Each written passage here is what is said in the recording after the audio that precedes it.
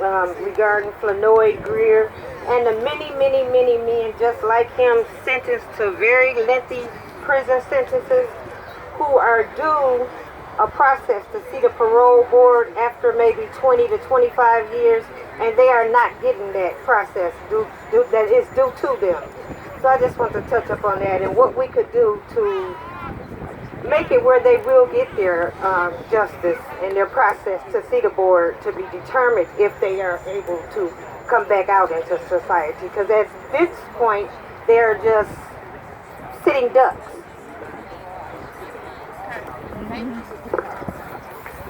We have another family member here, a fiance, and as well as a sister, a brother. A sister to her brother. So I'll pick it up. Assalamu alaikum, everyone. That just simply means peace to everyone. I am familiar with Miller versus Alabama, and what is happening is they are allotting money towards certain attorneys to let out first-degree offenders. Now they have second-degree parolable lifers who are due the same amount of representation under this law. Now, I have a brother that committed a murder when he was a juvenile. He had a bench trial with a judge. That judge deemed it self-defense and only sentenced him to 19. He went back to jail for selling soap, not dope, but is characterized under the same thing. A mistake, but shouldn't have cost him 30 years of his life. This is how my family has to visit him for the last 30 years. My mother has already carried 2 children. And we came up in the era of the drug era, that the 80s and the 90s when the neighborhoods were flooded with drugs. This is my fiance. We just came through a course with Michigan State University where the judges, potential jurors, potential lawyers came into the prison and went to class with them to see their living conditions.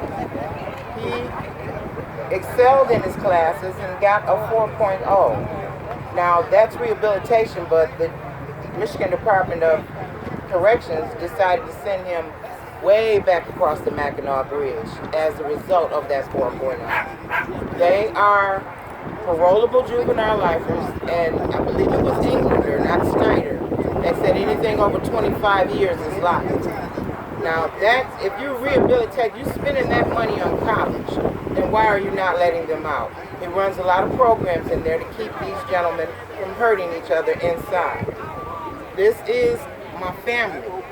I am a single woman out here trying to take care of a lot of things by myself. My mother needs her son, and I need my husband.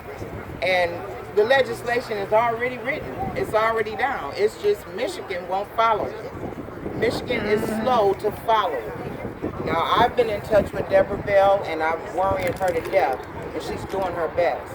And I thank you all for putting this on, but I'd like to see a bigger turnout. And I also had a chance to speak with an educator who is educating our youth now. And what shocked him was a 14-year-old boy told him he could not make it to football practice because he had to report to his probation officer. So if the apathy thinks that it won't touch you, they're gearing up for your children also. That's all I wanted to say. God bless everyone, and I hope to see this happen again and with a bigger multitude.